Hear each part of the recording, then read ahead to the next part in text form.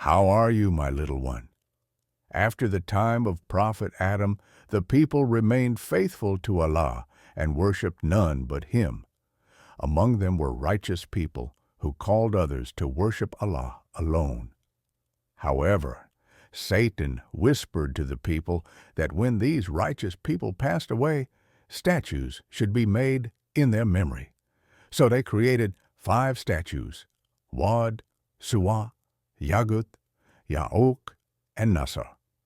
Years and generations passed until the people began to associate partners with Allah, worshiping these statues, praying to them for blessings and guidance, until they fully worshiped them.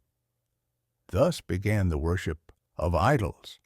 Allah sent Prophet Noah to guide the people back to the worship of Allah and to abandon the idols that could neither benefit nor harm them. But many refused to believe, and only a few accepted the message. The wealthy among his people said, "Only the poor and weak believe in you. Expel them from your village, and we will believe in you." Noah refused their request and urged them to believe in Allah, warning them that a painful punishment would come if they continued their disbelief. Among the disbelievers were his wife and son.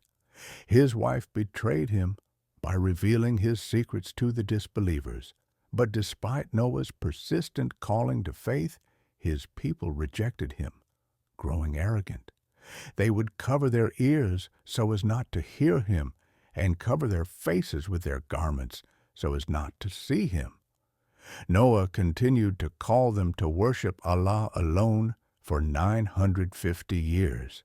The people said to him, "You argue with us too much. Bring the punishment you promised if you are truthful." Noah's patience ran out, and he prayed to Allah, asking that no disbeliever remain on earth to mislead others. Allah revealed to Noah that only those who had already believed would remain, and He commanded Noah to build a ship. The angels helped Noah in the construction of the ship, which took a long time to complete.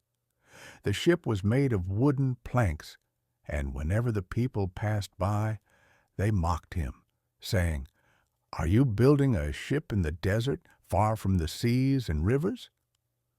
When the ship was finished, Allah instructed Noah to gather 2 of every creature, 1 male and 1 female, and they boarded the ship along with those who believed in Allah. Then Allah commanded the earth to release its water, and the sky to send down rain. The flood began. There was a fissure in the ground from which water poured, and the heavens rained down. Noah called his son to board the ship, but his son refused, saying, "I will climb to a high mountain to protect myself from the water." Noah replied, "Today nothing will save you from the decree of Allah except His mercy." The waves separated them, and Noah's son drowned in disbelief. Everyone on earth perished, except those on the ship who were saved. Allah then commanded the sky to stop raining and the earth to swallow its water.